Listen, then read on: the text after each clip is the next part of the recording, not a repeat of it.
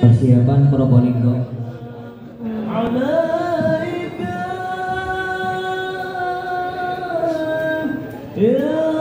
Banyuwangi.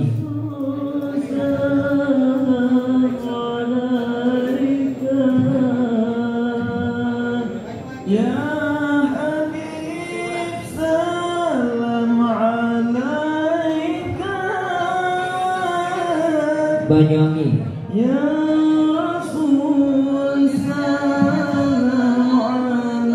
Persiapan Situbondo.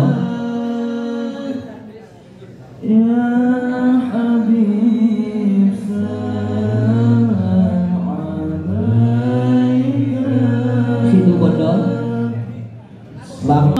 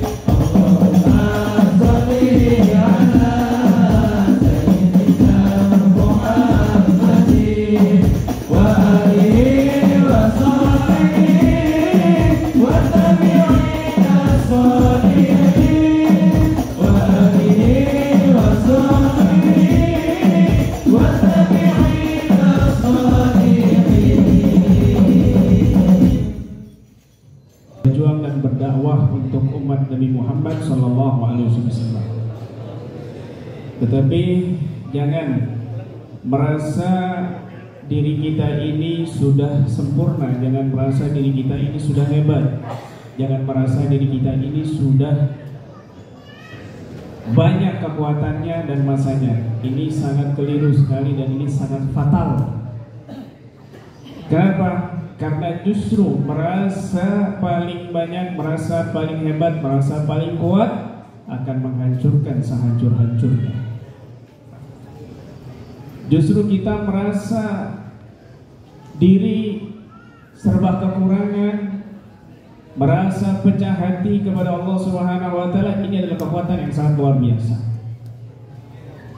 Ketika Nabi SAW perang Hunain, itu jumlahnya banyak daripada musuhnya. Ada sahabat yang mengatakan lan nughlibat yaum antillah.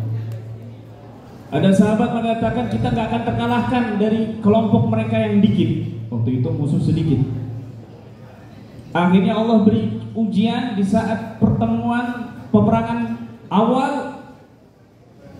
Sahabat kocak-kacir, kalah semuanya, lari ke belakang sama kecuali Rasul SAW. Maka Nabi berdiri tegak dan berdoa secara khusyuk. Nabi berdoa dengan khusyuk, Allahumma anta adudi, Allahumma anta nasiri, bika ahur wa bika asur wa bika ukhatim. Maka dengan doa itu para sahabat kembali merasakan kerendahan hati di hadapan Allah Subhanahu wa taala. Muncul di situ kekuatan, rasa ujub tersingkirkan, kemudian kembali mendekati Nabi dan berperang bersama Nabi, dan Allah turunkan junudan lam tarauha. Ketika ada rasa ketenangan di saat itu setelah Nabi berdoa dengan khusyuk, sahabat kembali merapat kepada Nabi. Allah berikan ketenangan dan Allah berikan pasukan-pasukan yang tidak terlihat di saat perang Hunain, dan Allah menangkan peperangan Hunain di saat itu. Sebelumnya karena rasa bangga, Allah berikan ujian kepada para sahabat yang ada yang rasa bangga di situ. Allah beri kasih ujian. Allah nggak mau sahabat Nabi ada rasa ujub. Allah nggak mau sahabat Nabi ada rasa bangga diri, rasa sombong. Allah kasih ujian bahwa jangan merasa hebat, merasa kuat. Justru ketika orang itu merasa lemah, merasa pecah hatinya, kemudian dia merasa tenang, khusyuk kepada Allah, di situ Allah berikan kekuatan dan pasukan yang tidak terlihat. Ini janjinya Allah. Diriwayatkan dalam kitab Syiar A'lamin Nubala, Ad-Dahabi, Imam Ad-Dahabi menceritakan satu kisah yang luar biasa. Ada tabi'in, seorang tabi'in bernama Muhammad ibn Al-Munkadir.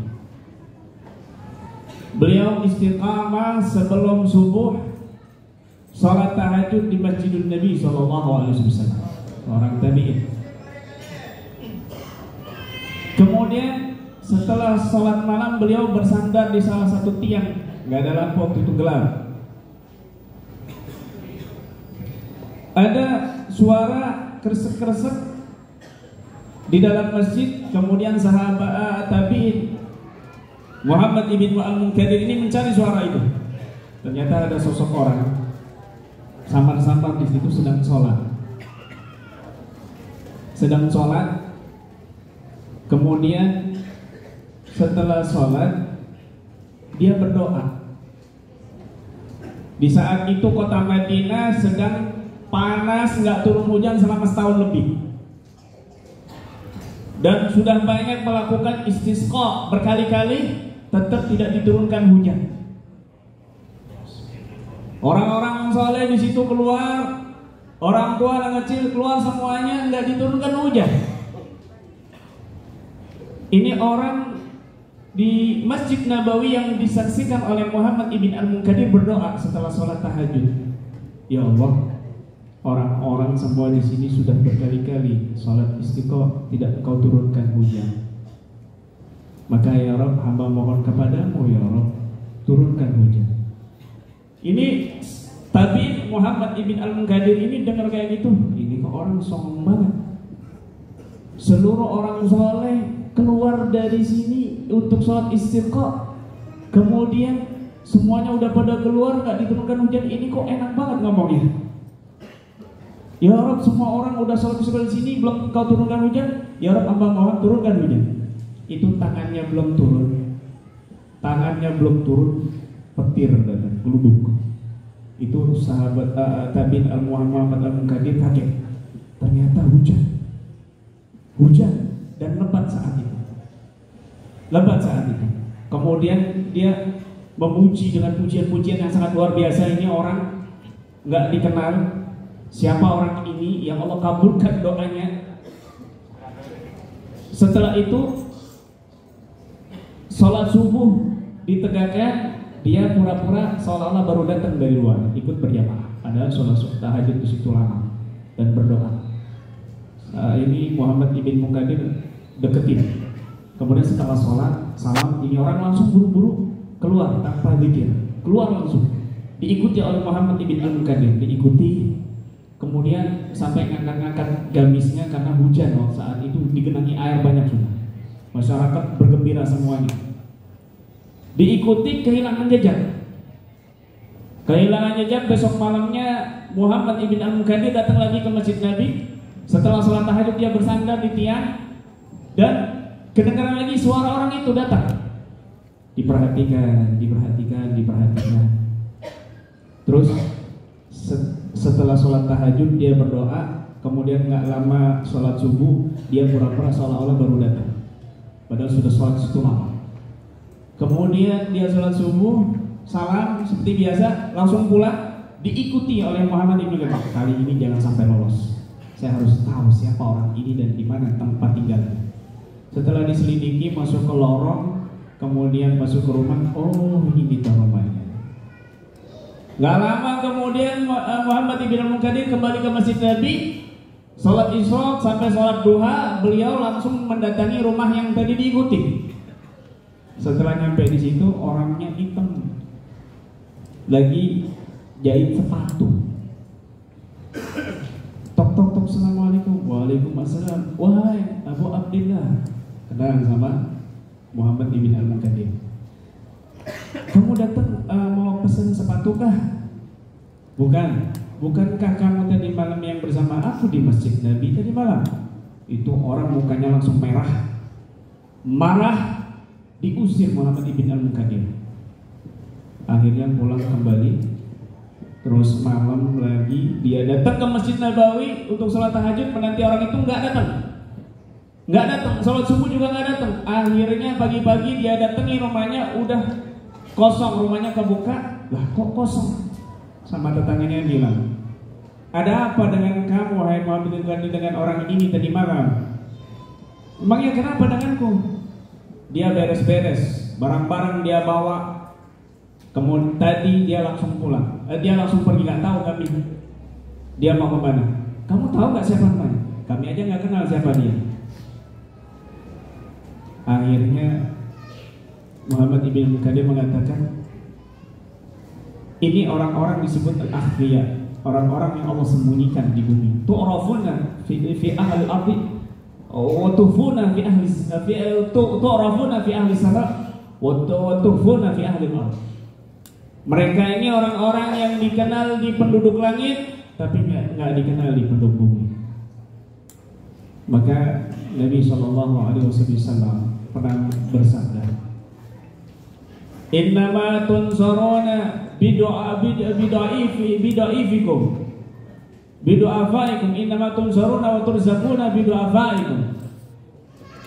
Fi riwayat innama tunsaru hadhil ummah bidaifihim bida'watihim wa salatihim wa ikhlasihim. Sesungguhnya kalian ini mendapat pertolongan Allah, dihindarkan dari segala macam bencana, musibah, penyakit dan lain sebagainya. Rezekinya masih dipelancarkan oleh Allah Subhanahu wa taala bidu'afaikum, sebab ada orang-orang lemah di antara kalian. Dalam ayat yang lain, umat ini ditolong dengan orang-orang yang lemahnya, dengan doa mereka, dengan sholat mereka, dengan ikhlas mereka. Masya Allah. Jangan remehkan orang-orang yang lemah. Siapa orang-orang yang lemah? Ad-dhaif. Ad-dhaif man da'ufa fi badani wa fi nafsi wa fi hali. Orang yang lemah itu orang yang lemah di dalam fisiknya, sakit-sakitan misalnya,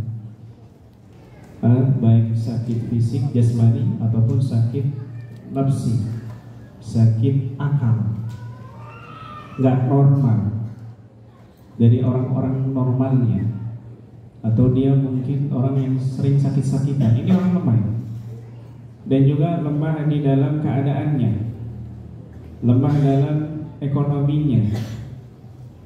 Orang kalau lemah, orang-orang dhaif, masakin, fuqara, mereka kalau ibadah khusyuk tenang, nggak ada ikatan sama duniawi sama sekali orang-orang yang seperti ini, sehingga hatinya lembut dan tenang. Ketika hati lembut dan tenang, pecah kepada Allah Subhanahu wa Ta'ala, ini orang-orang yang Allah cintai. Ini orang-orang yang Allah cintai. Orang-orang yang merasa dirinya rendah, orang-orang yang merasa dirinya serba kekurangan, merasa dirinya lebih rendah daripada orang lain, ini yang Allah cintai. Ketika dia berdoa, Allah akan dengarkan. Ketika dia bermunajat kepada Allah, Allah akan dengarkan, Allah akan kabulkan. Ini orang-orang yang lemah. Lemah di hadapan Allah Subhanahu wa Ta'ala, tak merasa kuat. Maka diceritakan ketika ada seorang yang ahli maksiat, orang yang sudah berbuat dosa, berbagai macam dosa, lewat di depan zawiyah, di depan majlis thariqah, dia berdiri berhenti sebentar. Dia mengatakan, majlis ini, zawiyah ini penuh dengan orang-orang berzikir, terutama orang yang memimpinnya, mursyidnya. Aku ingin masuk ke dalam majlis ini dan aku ingin memandanginya. Orang yang penuh ketaatan dari ujung kepala sampai ujung kaki, dan aku penuh dosa dari ujung kepala sampai ujung kaki, dan semoga Allah mengampuni dosa-dosaku. Akhirnya dia maju ke majlis, dia duduk paling belakang. Dia perhatikan seorang mursyid yang memimpin zikir.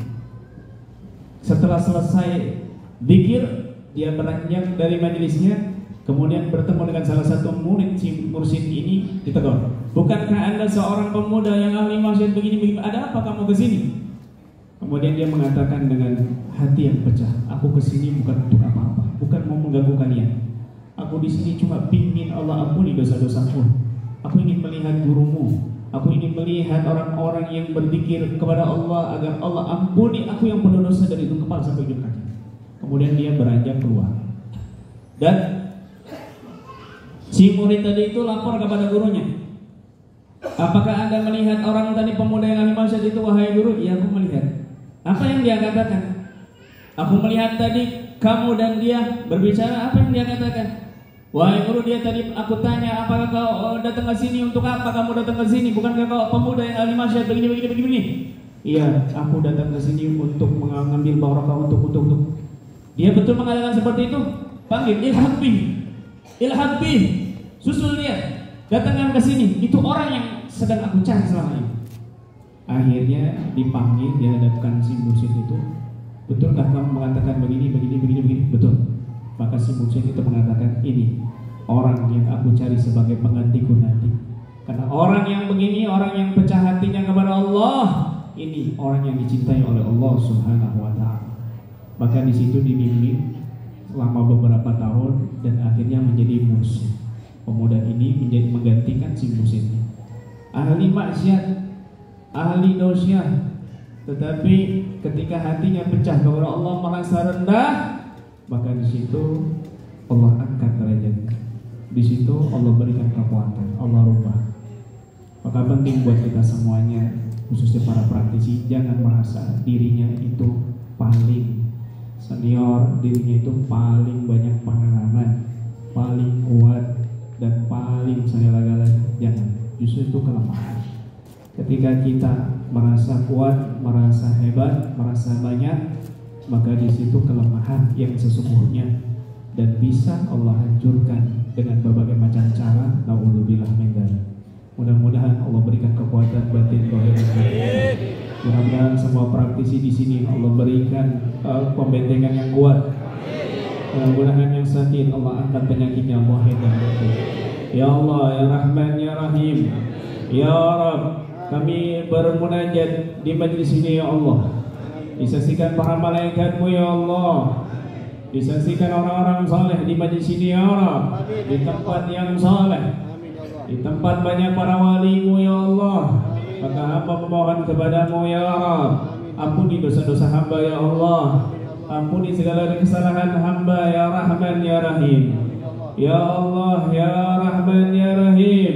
Lisan hamba penuh dosa, lisan hamba banyak dosa, lisan hamba banyak berdusta. Ya Rabb, tapi telah Kau izinkan lisan ini menyebut nama orang-orang soleh dalam doa-doa kami, menyebut nama para kekasih-Mu ya Allah dalam tawasul kami yang kami rutinkan ya Rabb, ya Rahman ya Rahim. Jadikan mereka semua ya Rabb mengenal nama-nama hamba ya Allah, mengenal nama orang tua hamba ya Rahman ya Rahim. Dan jadikan kami semua ya Allah diakui oleh mereka sebagai umat mereka, sebagai murid-murid mereka ya Rahman ya Rahim. Ya Allah ya Rabb, kami penuh dosa, kami penuh dengan segala noda ya Rabb. Bersihkan hati kami ya Rabb, lembutkan hati kami semuanya dengan izin-Mu ya Rahman ya Rahim. Demikian juga orang tua kami ya Allah, keluarga kami, saudara-saudara kami, anak-anak kami ya Rabb. Bersihkan hati kami sebersih-bersihnya sebelum Kau panggil kami ya Rabb, sebelum Engkau wafatkan kami ya Rahman ya Rahim. Ya Allah ya Rahman ya Rahim, jadikan pertemuan ini ya Rabb asbab silaturahmi ini ya Allah di dalam mahabbah untuk-Mu ya Allah. Ya Rahman ya Rahim, kabulkan hajat kami semua zahir dan batin. Kabulkan harapan kami zahir dan batin sesuai yang Kau inginkan dalam kebaikan dan taat kepada Allah dan Rasul-Mu ya Rahman ya Rahim. Ya Allah ya Rabb, jangan Kau wafatkan kami ya Allah kecuali telah Kau ampuni dosa-dosa kami ya Rabb. Jangan Kau wafatkan kami ya Rabb kecuali Kau telah terima taubat kami ya Allah. Ya Rahman ya Rahim, lindungi keluarga kami semua ya Allah dari segala fitnah akhir zaman, dari segala fitnah penduduk akhir zaman.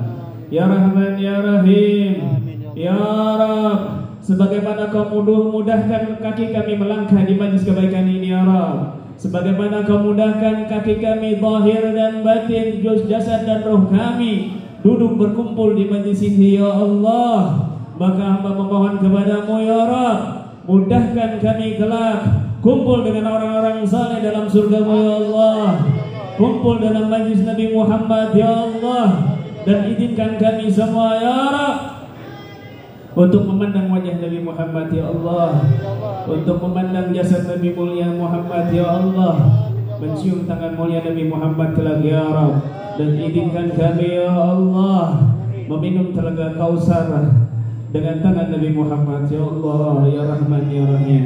Jangan Kau pisahkan kami semua ya Allah dengan guru-guru kami yang saleh dunia dan akhirat. Jangan Kau pisahkan kami dengan orang-orang yang Kau cintai dunia dan akhirat ya Allah. Kuatkan robitah kami dengan mereka ya Rabb dunia dan akhirat. Sambungkan robitah kami ya Allah dengan orang-orang saleh-Mu ya Allah dunia dan akhirat. Allahumma Rabbana taqabbal minna innaka antas samiul alim wa tub alaina innaka antat tawwabur rahim. Rabbana zalamna anfusana wa in lam taghfir lana wa tarhamna lanakunanna minal khasirin. Rabbana lana wa li ikhwanina alladhina sabaquna bil iman wa la taj'al fi qulubina ghillan lil ladzina amanu rabbana innaka ra'ufur rahim. Ya Allah, dulu pernah ada sahabat-sahabat kami di samping kami, berjuang bersama kami ya Rabb, suka dan duka bersama kami ya Allah, dan telah mendahului kami ya Rabb, telah mendahului kami kepada-Mu ya Allah. Maka hamba mohon kepada-Mu ya Rabb, ampuni dosa-dosa mereka ya Allah, lapangkan kuburan mereka ya Rabb ya Rahman ya Rahim. Kami bersaksi mereka adalah orang-orang baik, berjuang untuk membahagiakan umat Nabi Muhammad sallallahu alaihi wasallam. Rabbi fil lana wa li walidina warhamhuma kama rabbawna shighara. Rabbana atina fid dunya hasanah wa fil qabri hasanah wa fil barzakh hasanah wa fil akhirati hasanah wa qina adzabannar wa qina adzabannar wa qina adzabannar. Wa sallallahu ala sayyidina Muhammadin wa ala alihi wasallam. Subhana rabbika rabbil izzati amma yasifun wa salamun alal mursalin walhamdulillahi rabbil alamin. Al-Fatihah.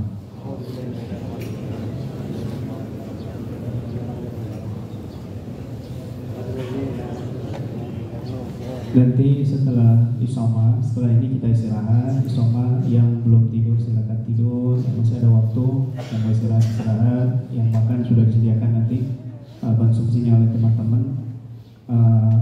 Kemudian nanti sekitar jam 1 nanti kita kumpul kembali, kita lanjut acara inti sebenarnya ya. Sebenarnya ini acara intinya adalah tabarruk Nabi, bukan silada, bukan pelantikan, tapi acara inti yang kami tunggu-tunggu adalah bertabaruk dengan rambut Nabi Sallallahu Alaihi Wasallam. Ini Allah mudahkan, ya, jauh-jauh dari Jakarta 2 mobil rombongan datang membawa rambut suci Nabi Muhammad Sallallahu Alaihi Wasallam yang sanadnya tersambung kepada Syekh Ali Hanafi, kepada para mursyid thariqah Naqsabandiyah, dan sampai kepada Turki Utsmani yang nanti sanadnya akan dibacakan. Sanad aslinya akan dibacakan di sebelum kita bertabaruk rambut Nabi. Maka pasang hati kita seolah-olah kita bertemu Nabi Sallallahu Alaihi Wasallam. Seolah-olah kita kedatangan di majlis ini. Nabi Muhammad SAW, maka di hati kita betul-betul tanamkan bahwa Nabi hadir di majlis ini dan kita diberi kesempatan oleh Allah. Tangan yang penuh kotor, mata yang penuh dosa, mulut yang penuh dusta, Allah izinkan untuk mencium rambut suci Nabi Muhammad SAW di hadapan para cucu beliau, para cucu baginda Nabi Muhammad SAW. Mudah-mudahan kita dianggap sebagai umat Nabi Muhammad SAW. Bahkan bersihkan hati kita sebersih-bersihnya yang ada suudzon dengan yang lainnya di sini, dan pasang hati dengan rendah hati, dengan tawakal dan cinta rindu kepada Nabi Muhammad SAW. Hadirkan juga orang-orang yang tidak bisa hadir di sini ketika panjenengan mencium rambut Nabi. Hadirkan orang-orang yang kalian cintai yang tidak bisa hadir di sini, yang lagi sakit, yang berhalangan. Maka hati jangan lupa orang-orang yang kita cintai untuk sertakan dalam tabaruk rambut Nabi Sallallahu Alaihi Wasallam. Dan mudah-mudahan kita semua mendapatkan barokah Nabi Muhammad Sallallahu Alaihi Wasallam dunia dan akhirat. Mudah-mudahan kita dikumpulkan dengan Nabi Muhammad Sallallahu Alaihi Wasallam dunia dan akhirat. Amin ya rabbal alamin. Demikian yang bisa saya sampaikan, kurang lebih saya maaf. Bila taufiq wal hidayah wa ridha wa qala. Assalamualaikum warahmatullahi wabarakatuh.